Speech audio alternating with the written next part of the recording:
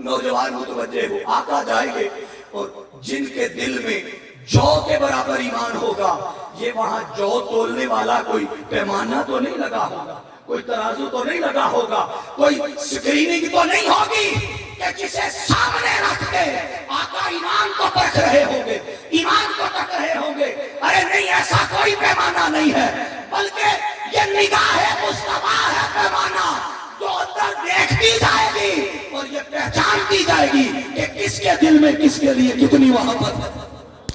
हुजूर देखते जाएंगे, जिसके दिल में जौ के बराबर ईमान होगा हुजूर निकालेंगे। कहां से? सारे बोले, सब बोले, डरे नहीं, जहन्नुम ही से निकालेंगे। डरने वाली जगह आगे आ रही, जहन्नुम से निकालेंगे। कहां से? जहन्नुम से। जिनके पास ईमान जौ के बराबर होगा उन्हें निकाल कर जन्नत में डालेंगे और उन्हें जन्नत में दाखिल करके हुजूर फिर सजदे में चले जाएंगे। अल्लाह पाक पूछेगा महबूब अब क्या चाहिए? आका अर्ज करके बोला अभी भी बाकी है, ईमान तो उनके पास है मगर जौ के बराबर नहीं है, उससे कम है। अल्लाह फरमाएगा महबूब ठीक है, जा उनको भी निकाल कर एक हद मुकर्रर की जाएगी, लिमिट रखी जाएगी कि बस इसके तहत जिसका ईमान है निकाल कर जन्नत में ले जा। आका जाएंगे, बस जिसके दिल में अब राई के बराबर ईमान होगा आका उसे भी उठाकर जन्नत में डाल आएंगे, उसे जन्नत में डालेंगे, फिर सजदे में गिर जाएंगे। अल्लाह पूछेगा महबूब आप क्या? आका अर्ज करेंगे मौला अभी भी रहते हैं, उनका ईमान राई के बराबर भी नहीं। क्या उनका ईमान राई के बराबर भी नहीं? ये जितनी दफा बात हुई है कहीं अमल की बात आई? अभी इस हदीस में जिसको भी जहन्नुम से निकाला जा रहा है, जहन्नुम से निकालने की वजह क्या है? ईमान। भाई ध्यान मेरी तरफ रखिएगा, क्या वजह है? सब बोले क्या है? ईमान। ईमान की बुनियाद पर जन्नत में डाला जा रहा है, जहन्नुम से निकालकर। आका फिर उन्हें दूसरी बार जहन्नुम से निकालकर जब जन्नत में डाल देंगे तो फिर आका सजदे में गिर जाएंगे। अल्लाह पूछेगा महबूबा फिर सर उठा, अब बता क्या चाहता है? आका अर्ज करेंगे मौला अभी और भी है, उनका ईमान न जौ के बराबर है न राई के बराबर है, उससे कम है। अल्लाह फरमाएगा महबूब जा जिनका उससे भी कम है उन्हें भी निकाल के ले जाओ। फिर आका उन्हें जन्नत में डालेंगे, फिर सजदे में चले जाएंगे। अल्लाह पूछेगा महबूब अब क्या? आका अर्ज करेंगे बारी ताला अभी भी रहते हैं, अभी भी उनका ईमान न जौ के बराबर है न राई के बराबर है, उससे भी कम है, उससे भी कम है, उससे भी कम है। रब फरमाएगा ऐलान सुन ले, अल्लाह फरमाएगा महबूब जा जिसके दिल में अदना अदना अदना उससे भी कम, उससे भी कम या उससे भी कम, गोया जिंदगी में जिसने एक बार मेरा कलमा पढ़ लिया मुस्तफा उसे भी निकाल कर जन्नत में ले।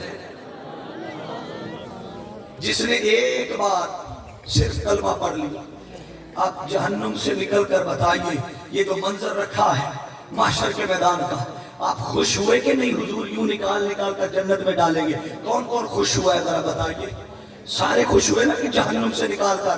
सवाल ये है, तवज्जो करना, कहां से निकाला हुजूर ने? ऊंचा बोलो, कहां से निकाला? जहन्नुम से। निकाला किस वजह से? ईमान की वजह से। किस वजह से? ईमान की वजह से। अरे ईमान की वजह से जहन्नुम से तो निकाल दिए गए, मगर सवाल जो आपसे करने वाला वो सोचने वाला है कि जन्नत में तो ईमान की वजह से गए, निकाले जहन्नुम से जा रहे थे तो जहन्नुम में डाले क्यों गए? वो जहन्नुम में डाले किस वजह से गए? अरे जहन्नुम से ईमान की वजह से निकाले जा रहे हैं, ईमान की वजह से।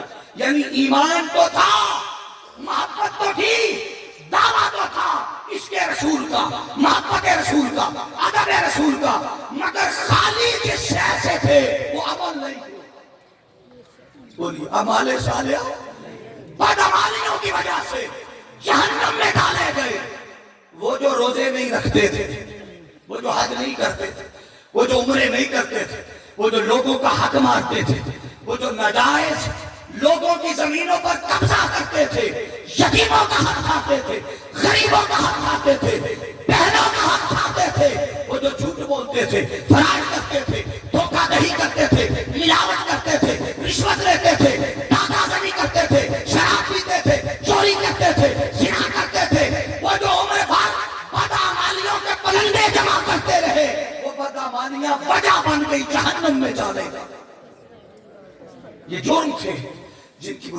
अल्लाह ने उठाया और जहन्नुम में फेंक दिया। अब जरा तवज्जो करना, आका जहन्नुम से निकाल तो रहे हो, तो सोचिए जरा थोड़ी देर के लिए ठंडे दिमाग अपने गिरबान में झांकिए साफ कि जब हुजूर पकड़ पकड़ कर चुन चुन कर निकाल रहे होंगे तो आका बड़े खुश हो रहे होंगे, हुजूर बड़े खुश हो रहे होंगे कि बड़ा अच्छा उम्मती है मेरा नाम लेता था, अपने आप को मेरा गुलाम कहता था, आशिक कहता था, मगर अमल मेरे वाले नहीं करता था, झूठ बोलता था, फ्रॉड करता था। हुजूर खुश नहीं हो रहे होंगे, मालूम नहीं आका के दिल पर क्या बीत रही होगी। हम उस वक्त नजरें मिलाने के काबिल नहीं होंगे, हमारे पास ऐसा कोई अमल नहीं होगा, हमारे पास अमाल नहीं होंगे कि जिन अमाल की बुनियाद पर हम अपनी नजर आका अलैहिस्सलाम की नजरों से मिला सके।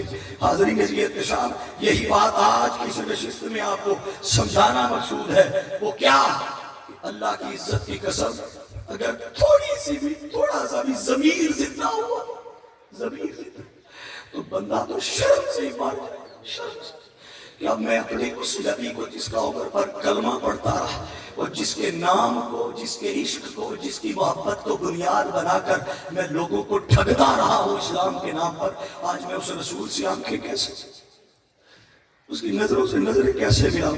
हाज़रीन एहतिशाम, ये तो एक जहद है ना, एक एंगल है कि आका जहन्नुम से निकाल निकाल कर उन्हें जन्नत में डाल रहे हो। ये तो वो तबका है जो बदअमालियां करता रहा होगा, मगर वो लोग जो यहाँ से अमाल लेकर गए होंगे, अमाल सालिह, नमाज़े, तकवा, तहारत, पाकीज़गी, इल्म, सब्र, शुक्र, दियानत, बंदगी, तिलावत, अमाल लेकर गए होंगे, कभी उनका हाल भी देखो, वो क्या कहते हैं अल्लाह से, वो अल्लाह की बारगाह में क्या अर्ज करते हैं। इकबाल से पूछते हैं, अल्लामा इकबाल, आप अल्लाह की बारगाह में यूं अर्ज गुजार हुए, यूं, तू गनी अज़हर दो आलम मन फकीर। अर्ज करते हैं, मौला तू गनी है मैं फकीर हूं, तू गनी है मैं फकीर हूं, रोज़े महशर गुज़र आए मन पजीर, कर हिसाब रात बीनी नागुज़ीर, अज़ निगाहे मुस्तफा पिन्हा बगी।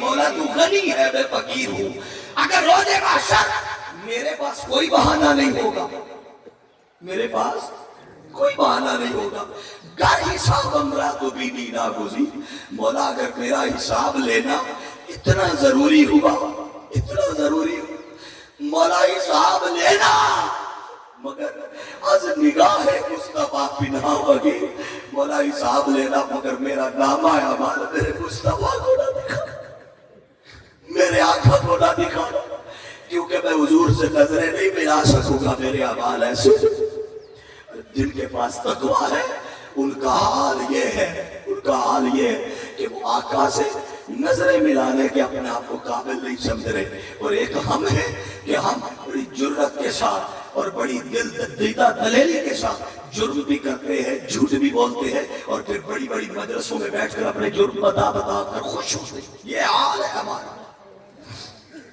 हाज़रीन मुकर्रम, अगली बात सुनिए, मैं सच्ची बात है आपके लिए वक्त का मुझे बड़ा एहसास है, मगर क्या ख्याल है, ये हजार की तादाद में मेरी बहनें और बेटियां और माएँ और इधर बुजुर्ग नौजवान बैठे, बताइए आज तो वैसे ही मैं तो इंतजार में था पिछले 3 फेजेस से कि मुझे कुछ संडे का दिन मिले ताकि मैं भी अपना मजमून मुकम्मल कर सकूं।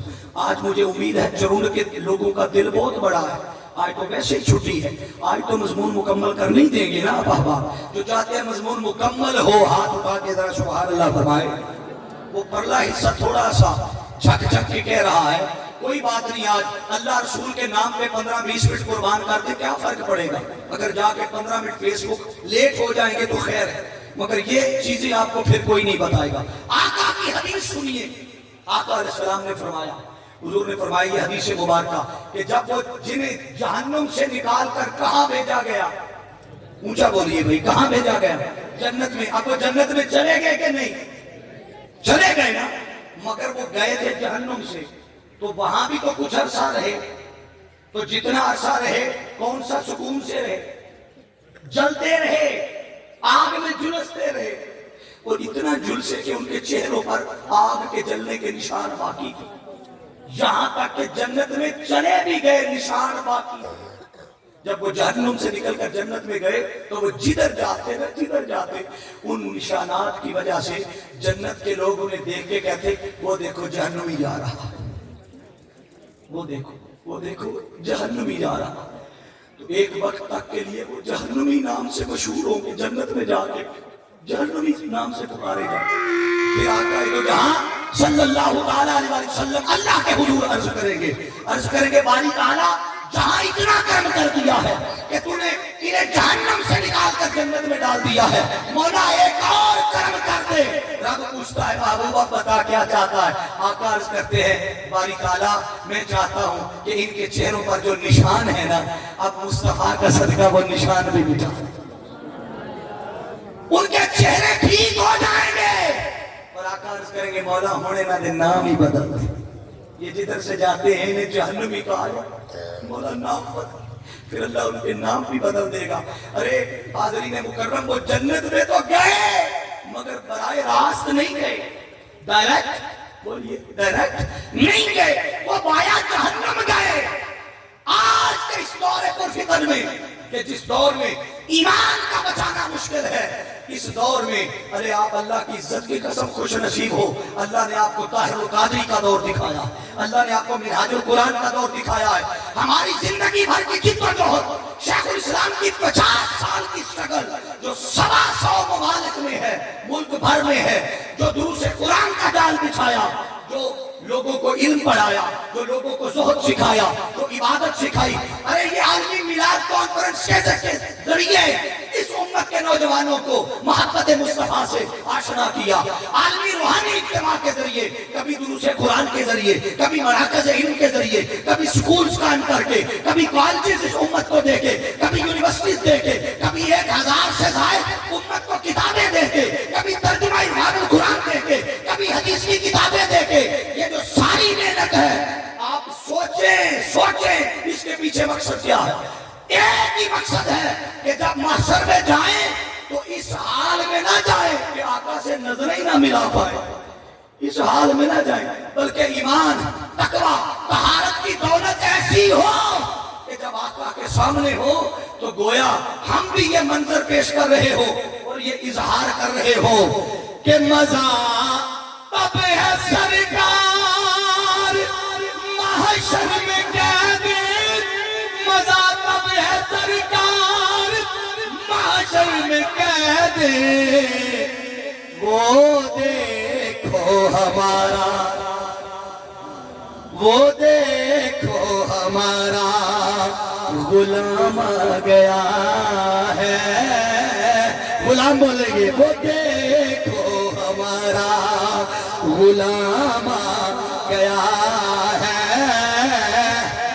मंजर ये हो कि हुजूर देखें तो आका के सामने हमें शर्मसार ना होना पड़े, बल्कि अमाल ऐसे हो, किरदार ऐसा हो, जिंदगी गुजारी ऐसी हो कि हुजूर के सामने जाएं तो हुजूर दूर से देखकर पहचाने कि किसका बेटा आ रहा, हुजूर किसका बोलिए पहचान जाएं कि फुला का बेटा, फुला का पोता, फुला का पड़पोता, पहचान जाएं। और आका दूर से बाजू से पकड़ कर सीने से लगाए और लगा कर कहे, आ तुझे वेलकम करता हूं, तूने मुस्तफा का गुलाम होने का हक अदा किया।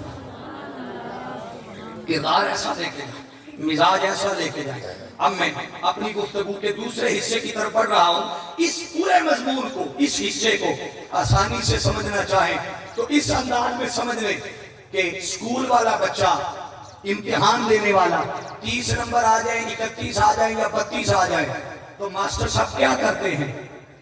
3 नंबर भी बाज़ दफा दे देते हैं, बोलिए 3 नंबर 2 भी दे देते हैं, ایک بھی دیتے ہیں رعایتی نمبر، گریس مارکس کہتے ہیں اس کو دے کے پروموٹ کر دیتے ہیں، ابھی اگلی کلاس میں چلے گی، پاس ہو گیا کہ نہیں؟ اونچا بولیے، پاس ہو گیا، اگلی کلاس میں بھی چلا گیا۔ جب اس کا رزلٹ آتا ہے تو اس سبجیکٹ کے آگے ایک سٹار کا نشان بنا ہوتا ہے، نوجوانوں کو سمجھ جلدی آئے گی، سٹار بنا ہوتا ہے نا، اس کا کیا مطلب ہوتا ہے کہ یہ بندہ اس قابل تو نہیں تھا، اس کو ذرا رعایت کی ہے، اس قابل نہیں تھا، رعایت کی ہے، یہ رعایتی نمبروں والا ہے۔ پھر وہ عمر بھر اگلی کلاس میں جا کر بھی کہیں جانا ہو نا تو اپنی سند چھپاتا ہے، یار میں ڈگری نہ دکھاؤں پر سٹار بنا ہوں۔ ارے جنت میں چلے تو گئے، مگر جیسے وہ اپنی سند نہیں نہ دکھا سکتا، اسی طرح ہم جنت میں جا کر بھی چھپتے پھریں گے کہ ہم وہ ہیں جنہیں شفاعت کے ذریعے جنت میں اللہ نے بھیجا۔ آؤ اپنی زندگیوں کو بدلنا ہے تو ایک پیمانہ دے رہا ہوں، اور پیمانہ پہلا تو کامیابی کا کیا تھا؟ ابھی احوال میں دیکھ رہا ہوں، ابھی تو گفتگو کو گزرے بھی 40 منٹ نہیں ہوئے تو یہ حال ہے۔ پہلا تقاضا کیا تھا کامیابی کا؟ ہاتھ اٹھا کے بتائیے، ایمان۔ کیا تھا؟ ایمان۔ دوسرا تقاضا کیا تھا؟ اعمال صالحہ۔ اب ایمان کے ذریعے جنت میں داخل ہو گئے، ایمان کے ذریعے، مگر جہنم میں جس وجہ سے گئے تھے، آج آپ کو بتانا ہے کہ وہ جو سبب بنا تھا اس سبب کو ختم کرو۔ کیسے ختم کرنا ہے؟ وہ کیا تقاضے ہیں کہ جس کے ذریعے وہ کامیابی بھی نصیب ہوگی، اس کی یاد رکھیں۔ اعمال صالحہ کی 2 جہتیں، بس میں تیزی سے مضمون سمیٹ رہا ہوں۔ اعمال صالحہ کی کتنی جہتیں ہیں؟ ہاتھ اٹھا کے ذرا بتا دیں، کتنی؟ 2۔ ایک کا تعلق خالق سے ہے، ایک کا تعلق خالق سے، دوسری کا تعلق مخلوق سے ہے۔ جس کا تعلق خالق سے ہے اس کو کہتے ہیں حقوق اللہ۔ کیا کہتے ہیں؟ حقوق اللہ۔ جس کا تعلق مخلوق سے ہے اسے کیا کہتے ہیں؟ اونچا بولیے، اسے کیا کہتے ہیں؟ حقوق العباد۔ جس کا تعلق خالق سے ہے اسے کہتے ہیں حق بندگی۔ حق بندگی کا سب سے اعلیٰ نمونہ، منظر، مظہر وہ ہے نماز۔ کیا ہے؟ چلے نماز۔ اب اعمال صالحہ میں اس تھوڑے سے وقت میں ساری چیزیں تو میں نہیں کر سکتا، مگر 2 چیزیں لے لیتا ہوں تاکہ کچھ نہ کچھ پلے پڑ جائے۔ ایک پوائنٹ، ایک حقوق اللہ میں، اعمال صالحہ میں، اور ایک ہی باقی سب چھوڑ دیتا آپ کے حوصلے کے لیے۔ اور دوسرے حصے میں حقوق العباد میں ایک پہلو، حقوق اللہ میں پہلا حق کے بندگی، حق کے بندگی، اور حق کے بندگی کا بہترین مظہر سب بولیے کیا ہے؟ نماز۔ اور نماز کی اہمیت کو اس انداز میں سمجھیے کہ یہ اہم ترین اسلام کا رکن ہے۔ اللہ رسول پر ایمان کے بعد سب سے اہم رکن کیا ہے؟ نماز۔ قرآن کہتا ہے وَأَقِیمُوا الصَّلَاةَ وَآتُوا الزَّکَاةَ، نماز قائم کرو۔ اچھا کئی بندے گھبرا گئے ہیں کہ اب نماز بھی پڑھنی پڑے گی، تیزی سے نکل رہے ہیں، یہ نماز کی طرف لے کے جا رہے ہیں۔ کوئی بات نہیں، یہ حصہ بھی انہی کو نصیب ہوگا جنہیں اللہ نے توفیق دی، مگر یہ باتیں اہم ہیں۔ پھر سے کوئی ممکن ہے اس طرف دھیان آپ کا کروائے نہ کروائے۔ وَأَقِیمُوا الصَّلَاةَ، نماز، سب بولے نماز قائم کرو۔ وَآتُوا الزَّکَاةَ، زکات ادا کرو۔ وَارْکَعُوا مَعَ الرَّاکِعِینَ، اور رکوع کرنے والوں کے ساتھ رکوع کرو۔ اب اس کی اہمیت قرآن کی روشنی میں تو یہ ہے، مگر ایک حدیث صرف کوٹ کر رہا ہوں نماز کے متعلق آقا علیہ السلام کی۔ حضور علیہ السلام نے فرمایا مفتاح الجنت الصلاۃ، مفتاح الجنت الصلاۃ ومفتاح الصلاۃ الطہور، فرمایا جنت کی چابی نماز ہے۔ کیا ہے؟ بولیے، جنت کی چابی نماز ہے۔ اچھا یہ جنت کی چابی کس نے بنائی ہے؟ سب بولے اللہ نے۔ تو چابی بنا کے اللہ نے اپنے پاس رکھ لی کہ چابی بنائی ہے، اب تمہیں نہیں دوں گا، میرے پاس ہے؟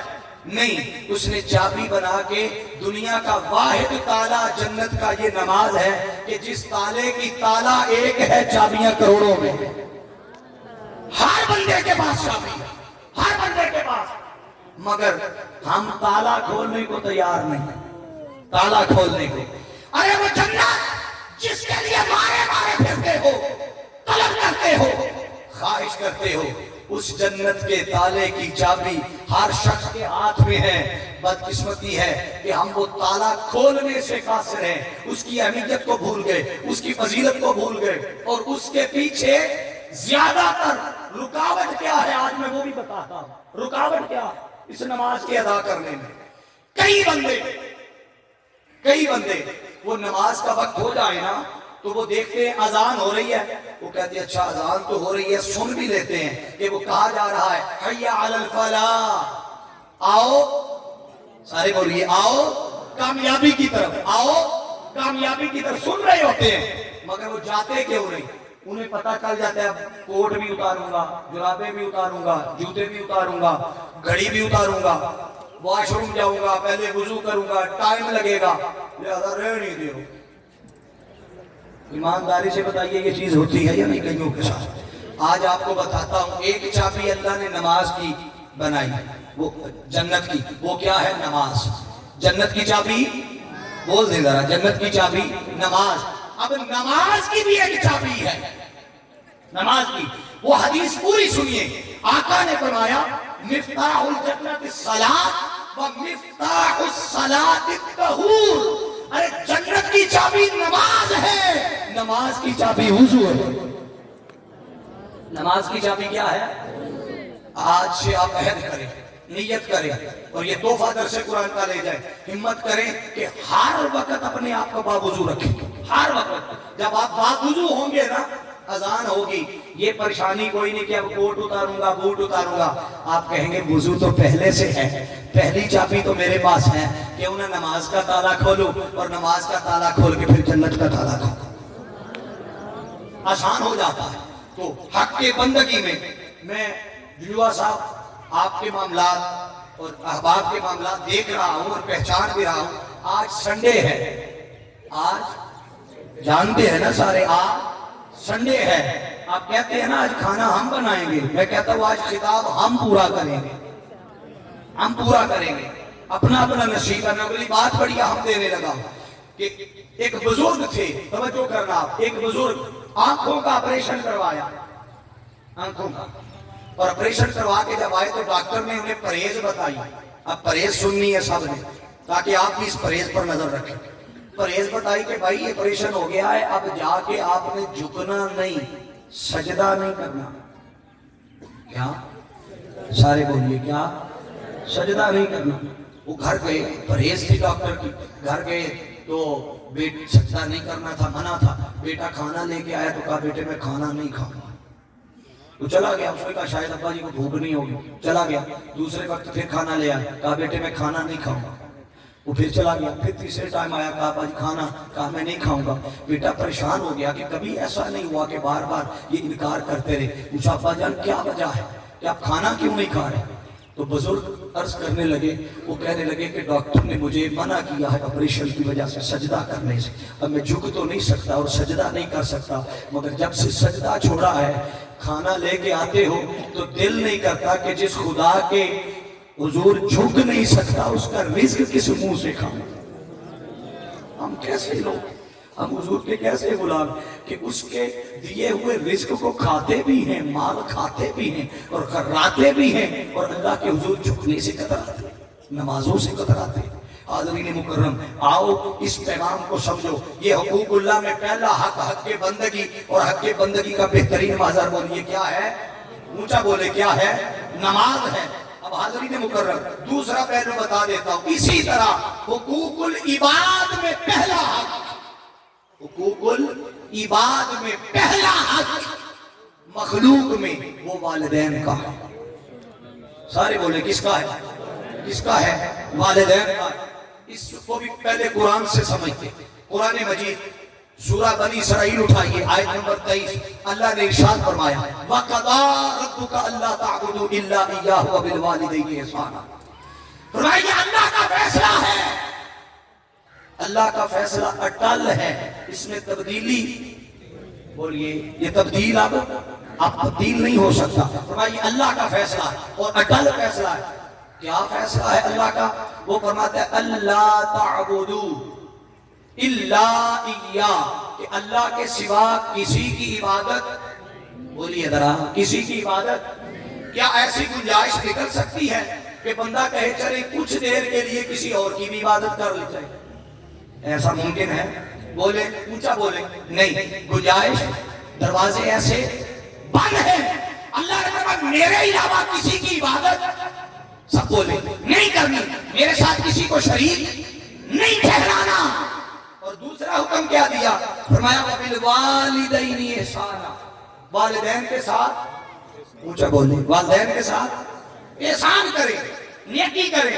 اب توجہ کرنا ذرا، اتنی بڑی ہستی کا اللہ نے ذکر کیا اور فوراً بعد والدین کا ذکر۔ عجیب ماجرا ہے، اللہ کو چاہیے تھا اپنے بعد ذکر نبیوں رسولوں کا لاتا۔ اللہ کے بعد مقام و مرتبے میں کس کا مقام ہے؟ انبیاء اور سب بولے انبیاء اور رسول۔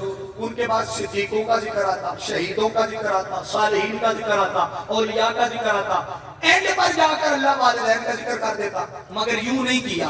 فرمایا وَقَضَىٰ رَبُّكَ أَلَّا تَعْبُدُوا إِلَّا إِيَّاهُ، اللہ کے ساتھ کسی کو شریک نہ ٹھہرانا۔ مولا کیوں؟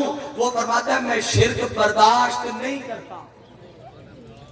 شرک برداشت، وہ فرماتا ہے شرک برداشت بھی نہیں کرتا، شرک معاف بھی نہیں کرتا۔ اور آگے فرمایا وَبِالْوَالِدَيْنِ احسانا، اور سنو جیسے کوئی میرے ساتھ کسی کو شریک ٹھہرائے میں اس کا یہ شرک برداشت بھی نہیں کرتا، معاف بھی نہیں کرتا، اسی طرح کوئی والدین کی بے ادبی کرے، فرمایا میں خدا بے ادبی والدین برداشت بھی نہیں کرتا، اور جیسے شرک معاف بھی نہیں کرتا، کوئی والدین کا بے ادب ہو نہ برداشت کرتا ہو نہ معاف کرتا۔ حقوق العباد، پہلا حق کن کا؟ حقوق العباد میں پہلا حق والدین کا۔ اور والدین یہ بھی ذہن میں رکھ رہے رشتہ داروں میں نہیں آتے، رشتہ داروں سے بھی پہلے والدین آتے ہیں۔ اللہ رب العزت نے انہیں باقی سارے رشتوں سے پہلے رکھا، سارے رشتوں سے بولیے پہلے رکھا۔ اب حاضرین عزیز احتشام، اس کی اور بہت ساری تفصیلات ہیں، ایک اور آیت قرآن کی کوٹ کر دیتا ہوں۔ قرآن نے کہا وَوَصَّيْنَا الْإِنسَانَ بِوَالِدَيْهِ حَمَلَتْهُ أُمُّهُ وَهْنًا عَلَى وَهْنٍ وَفِصَالُهُ فِي عَامَيْنِ أَنِ اشْكُرْ لِي وَلِوَالِدَيْكَ۔ اللہ نے فرمایا کہ والدین کے ساتھ حسن سلوک کرو۔ اب توجہ کرنا، اگلی بات جہاں لانا چاہتا ہوں، فرمایا أَنِ اشْكُرْ لِي، اللہ فرماتا ہے میرا شکر ادا کرو۔ بولیں جو کرتے ہیں وہ بولیں ذرا، کیا میرا؟ اونچا بولیے میرا شکر ادا کرو۔ اور آگے کیا فرمایا؟ فرمایا وَلِوَالِدَيْهِ، اور جیسے میرا شکر ادا کرتے ہو اسی طرح ساتھ اپنے والدین کا شکر ادا کرو۔ مولا والدین کا شکر کیوں؟ وہ فرماتا ہے اس لیے کہ میں وہ ہوں جس نے تخلیق کیا ہے، پیدا کیا ہے، بنایا ہے، مگر والدین وہ ہیں جنہوں نے تمہیں پالنے کے لیے پل پل تکلیفیں اٹھائی، پل پل تکلیفیں اٹھائی۔ فرمایا جیسے خدا کا شکر ادا کرتے ہو اسی طرح خدا کے ساتھ اپنے والدین کا شکر ادا کرو۔ حقوق اللہ کا پہلا حق، مجھے بولیے حق بندگی۔ حقوق اللہ میں پہلا حق حق بندگی نماز، حق بندگی نماز۔ حقوق العباد میں پہلا حق والدین کے ساتھ حسن سلوک۔ یہ تو انفرادی حقوق ہے نا، ایک اجتماعی حق سن لیں اور پیغام دے کر میں بات ختم کر رہا ہوں۔ وہ کیا ہے حاضرین مکرم؟ اجتماعی حق تبلیغ دین، دین کی تبلیغ۔ دین کی تبلیغ کو کچھ لوگ سمجھتے ہیں نہیں یہ کام صرف منہاج القرآن والوں کا ہے، ایک درس و تدریس کر لوگوں کو بلائیں، درس قرآن پہ بلائیں، اعتکاف میں لے جائیں، وہ عالمی میلاد کانفرنس پہ لے جائیں، روحانی اجتماع پہ لے جائیں، یہ صرف منہاج القرآن والوں کا کام نہیں۔ قیامت والے دن نماز کے بارے میں پوچھا جائے گا، جس کو پتا ہے وہ بولے، نماز کے بارے میں پوچھا جائے گا کہ نماز ادا کی ہے یا نہیں، یا کہ ایسا ہے کہ کچھ بندے یہ کہیں کہ ہمارے حصے کی فلاں نے پڑھ لی تھی، ایسا چلے گا؟ بولے ذرا سارے، ایسا چلے گا نہیں۔ کیوں؟ اس لیے کہ یہ فرض عین ہے، کفایہ نہیں ہے۔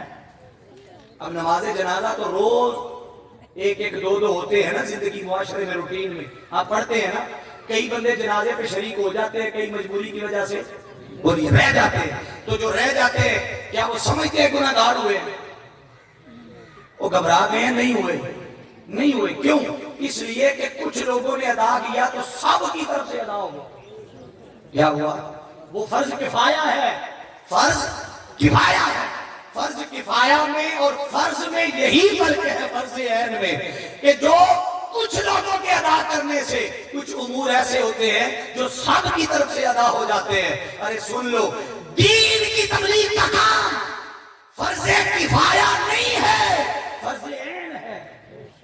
جیسے نماز کے بارے میں پوچھا جائے گا اسی طرح دین کی نوکری، خدمت اور تبلیغ کے بارے میں قیامت والے دن پوچھا جائے گا. بتا تو نے دین کا کام کتنا کیا، لوگوں کو دین کی طرف کتنے کو بلایا، کس کو قرآن سننے کی طرف بلایا، کس کو درس قرآن میں بلایا. حاضرین مکرم، اس کی بہت ساری جہتیں ہیں اس خدمت دین کی. انہی میں سے آپ کے لیے آسان کر دیتا ہوں. اسی خدمت دین کی ایک جہت تو یہ ہے کہ پہلے تو حضور علیہ السلام کا فرمان ہے کہ خود بھی دین سیکھو اور سارے بولے ذرا، خود بھی دین سیکھو اور دوسروں کو بھی دین سکھاؤ. تو حاضرین جی احتشام، آئیے پہلے تو اپنی ذات کو لائیں اس دین کو سیکھنے کے لیے. کہاں سے سیکھیں؟ یہ دروس تو پورا مہینہ نہیں چلیں گے نا، بولیے سال پورا نہیں چلیں گے. یہ تو کل آخری نشست ہے اور جس میں اسپیشلی خطاب خصوصی پرسوں انشاءاللہ تعالی پرسوں آخری خطاب ہوگا. حضور سید شیخ الاسلام ڈاکٹر محمد طاہر القادری مدث اللہ علیہ آپ کا پرسوں خطاب ہوگا. اور کل ہمارے علامہ، کل کن کا خطاب ہے؟ کل رانا محمد ادریس قادری حضور سید شیخ الاسلام ڈاکٹر محمد طاہر القادری مدث اللہ علیہ آپ کے منظور نظر شاگرد، منظور نظر، اور ایسی علمی پختگی کے ساتھ گفتگو کرتے ہیں، ایسی اعلیٰ بات کرتے ہیں کہ آپ یوں سمجھے کہ لفظ بھی ہاتھ جوڑے سامنے کھڑے ہوتے ہیں کہ کب رانا صاحب ادا کرے ہمیں.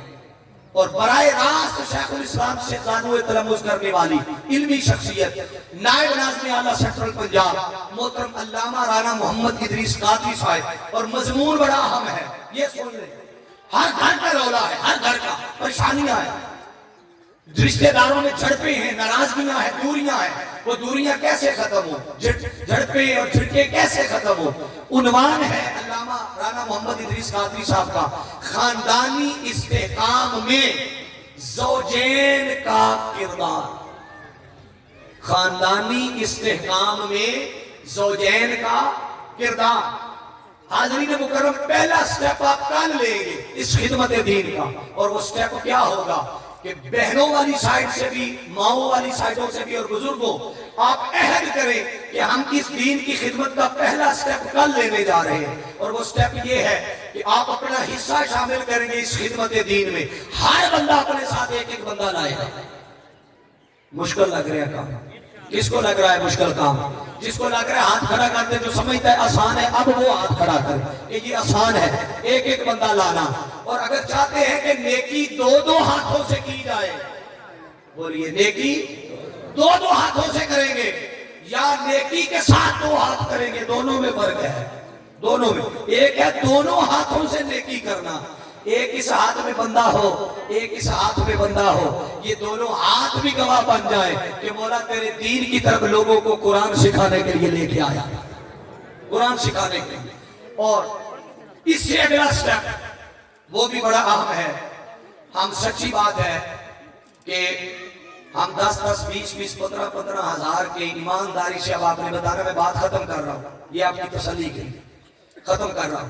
ہم 10-10, 15-15 ہزار کے برانڈ کے سوٹ خریدتے ہیں یا نہیں؟ ہاتھ اٹھا کے بتائیے ایسا ہے یا نہیں؟ امپورٹڈ چیزیں لیتے ہیں. کیا خیال ہے؟ ایک طرف وہ دنیا کی وضاحت ہے، سجاوٹ ہے، اور ایک طرف اپنے گھروں کو علم سے سجانا ہے. علم سے، تو علم سے سجانے کے لیے ضروری ہے کہ کوئی علمی مواد بھی گھر ہو، علمی مواد بھی. اور اسی طرح میری بہنیں بیٹھی ہیں، اللہ تعالی ہماری سب بہنوں کے نصیب اچھے کرے. اونچا بولیے ذرا، سب بہنوں کے، سب اپنے گھروں میں خوش ہو. ہم 4-4, 8-8, 10-10, 20-20 لاکھ کا فرنیچر دیتے ہیں.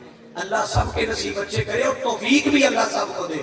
مگر کیا خیال ہے ان بیٹیوں کو دین سکھانے کے لیے چند دینی کتابیں اور قرآن مجید ترجمہ والا اگر دے دیا جائے تو مجھے بتائیے اس سے بڑا کوئی تحفہ ہے؟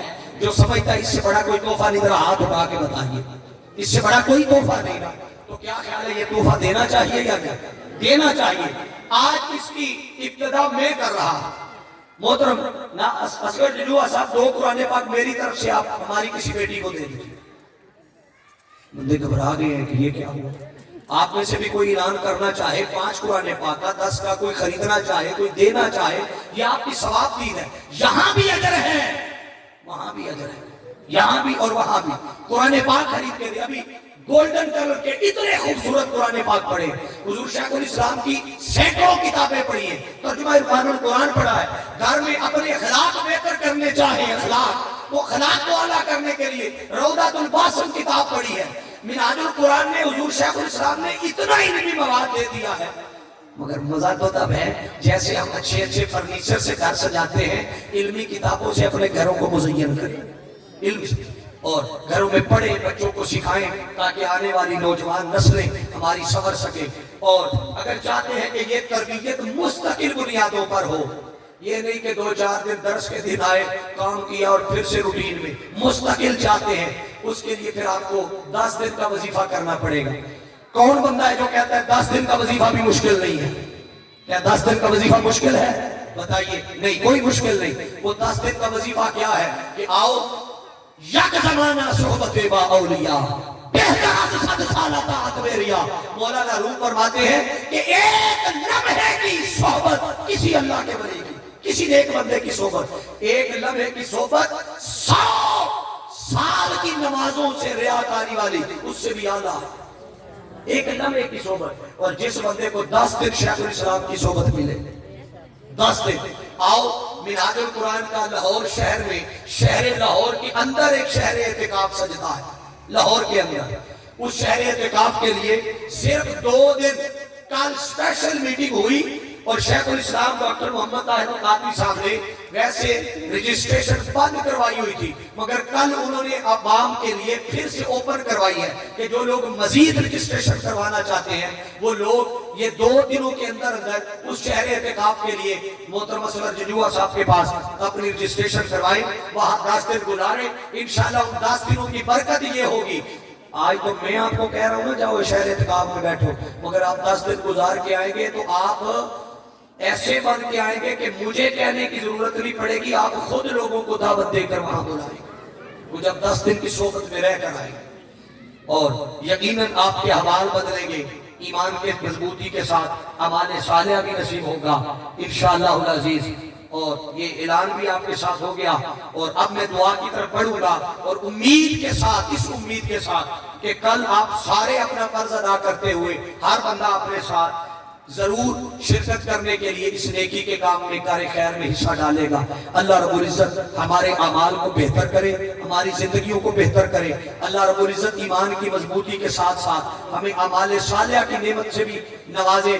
میں بارے دیگر تحریک منہاج القرآن کے تمام جملہ رفقاء, ذمہ داران, عہدے داران سب کو مبارکباد پیش کرتا ہوں اس عظیم و شان کاوش پر.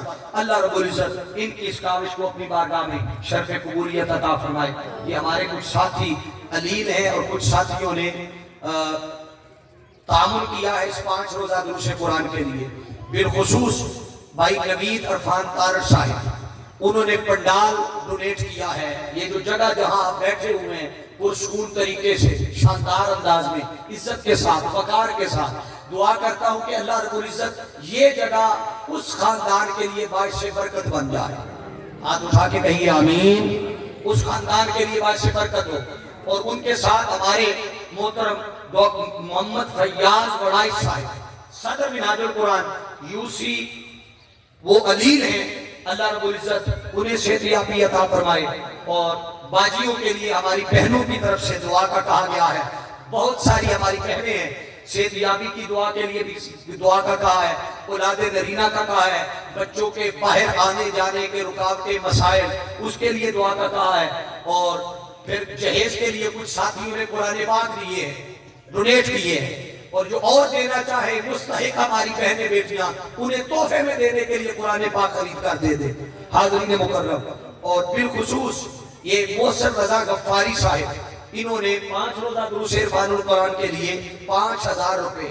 آپ ایک دفعہ جنہوں نے دروس قرآن کے لیے خدمت کی ہے, ڈونیشن کی ہے, آپ ان کے لیے نعرہ بلند کر دیں, نعرہ تکبیر, بھائی اس ایسے نہیں، ان کی حوصلہ افزائی کریں، اللہ انہیں دنیا میں بھی برکت دے اور آخرت میں بھی۔ نعرہ تکبیر، نعرہ رسالت، نعرہ حیدری۔ محترم محسن رضا غفاری صاحب نے 5,000 روپے دیے، رضوان رضی گوندر صاحب 10,000 روپے، افضال احمد طارق صاحب 20,000 روپے، بھائی شمریز عباس بڑائی صاحب انہوں نے 5,000 روپے، اور ایک بھائی صاحب نے 15,000 روپے دیے۔ اللہ رب العزت ان کے اس کار خیر کو، دین کے جذبے کو، دین کی خدمت کو، نوکری کو، اللہ اس کا اجر یہاں بھی عطا فرمائے، قبر میں بھی عطا فرمائے اور آخرت میں بھی عطا فرمائے۔ ٹھیک ہے، اللہ رب العزت ہماری حاضری قبول فرمائے۔ ابھی دعا ہوگی تو دعا کے فوراً بعد مرد حضرات کے لیے گزارش ہے وہ صرف 3 سے 5 منٹ تشریف رکھیں گے، بہنیں پہلے نکلیں گی، وہ نکل جائیں گی، اس کے بعد آپ احباب جائیں گے۔ اب یہ طارق محمود گوندر صاحب کے لیے اولاد نرینا کی دعا ہے، ہمارے بھائی ہیں، میرے کلاس فیلو ہیں، مجھے اعزاز حاصل ہے، حافظ محمد فراز صاحب، ہم وہ 31 سال پرانا تعلق ہے، 31 سال، بچپنا تھا ہم 10 11 سال کے جب ہم اکٹھے مناج القرآن میں پڑھتے تھے۔ حافظ فراز صاحب کے لیے اولاد نرینا کی دعا ہے، سجاد احمد گجر بھائی کے لیے، عامر شہزاد گجر صاحب کے لیے، اور اسی طرح حاضرین محفل میں جتنے دوست احباب بھی ہیں، بھائی محمد اویس صاحب کے لیے، اور باقی مائیں بہنیں جن کی دعائیں ہیں، سارے اللہ کے حضور ذرا ہاتھ اٹھائیے، آنکھیں بند کیجئے، نظریں جھکائیے، اور سامنے خانہ کعبہ کا تصور لائیے اور مصطفیٰ کے روضہ اقدس کا تصور لائیے، اور پھر اللہ کے حضور دعا کی اللہم صلی علی سیدنا و مولانا محمد وعلی آلہ و عطرتہ و اصحابہ اجمعین۔ اللہم انک عفو کریم تحب العفو فاعف عنا یا غفور۔ الہ العالمین پاک پروردگار، جتنے دوست احباب بچے بوڑھے دور و نزدیک سے چل کر آئے، میرے اللہ سب کا آنا اپنی بارگاہ میں قبول فرما۔ میرے مالک، یہ ان میں سے کوئی بندہ بھی ایسا نہیں ہے کہ جو کسی لالچ کے تحت آیا ہو۔ مالک تعالیٰ، یہ سحری کے بعد، فجر کی نماز کے بعد، میرے مالک یہ لوگ فقط تیرے قرآن کے پیغام کو سننے آئے، تیرے دین کی بات کو سننے آئے۔ اللہ، یہ تیری رضا کی خاطر آئے، تیرے محبوب کی رضا کی خاطر آئے۔ میرے مالک نے ایک قدم چل کر آنے کے بدلے اپنی نعمتیں بھی عطا فرما، بخشش بھی عطا فرما، مغفرت بھی عطا فرما۔ میرے مالک، یہ دیکھ یہ سب تیرے در کے منگتے ہیں، تیرے در کے بھکاری ہیں، یہ تجھ سے بھیک لینے آئے۔ اللہ، یہ تیرے در پہ سوالی بن کے آئے۔ مولا، اگر تو ان کی حاجت کو نہیں پورا کرے گا، ان کے سوالات کو نہیں سنے گا، تو مولا پھر یہ کس کے در پہ جائیں گے؟ مولا، یہ تیرے در کے منگتے بن کے آئے ہیں، انہیں دنیا داروں کی دہلیز پر نہ بھیجنا، ان کے دامن میں اپنی خیرات عطا فرما، انہیں اپنی جناب سے خیرات عطا فرما۔ دیکھ مولا، ان میں کئی لوگ ایسے ہیں جو اپنے ایمان کی بہتری کے لیے آئے ہیں، جو ایمان کی مضبوطی کے لیے آئے ہیں، کوئی تقویٰ کی نعمت لینے آئے، کوئی علم کی نعمت لینے آئے، کوئی باری تعالیٰ عبادت و بندگی کا ذوق لینے آئے، کوئی تیرے محبوب کے ذکر میں مست ہونے آئے۔ کئی ایسے ہیں میرے اللہ جنہیں یہ ساری نعمتیں تو نے عطا کی ہیں۔ مولا، کئی ایسے بھی ہیں جنہیں تو نے بیٹیاں پیاری پیاری نعمتیں دی ہیں، رحمتیں دی ہیں۔ مولا، اب ان کے لیے بیٹیوں کے دروازے کشادہ کیے، اب انہیں اولاد نرینہ بھی دے دے۔ میرے مالک، سیدہ کائنات کی باندیاں تو عطا کر دی بیٹیاں، اب حسنین کریمین کے جوڑوں کا صدقہ بیٹے بھی عطا فرما، اولاد نرینہ بھی عطا فرما۔ میرے مالک، جن کے پاس بیٹے نہیں ہیں، اللہ تیری بارگاہ میں کس شے کی کمی ہے؟ تجھے محمد مصطفیٰ کی اس پیدائش والی جائے ولادت کا واسطہ، میرے اللہ، جس کی تو قسمیں کھاتا ہے، اس مکہ کا واسطہ جس کی تو قسمیں اٹھاتا ہے، مولا بے اولادوں کو نیک اولاد عطا فرما۔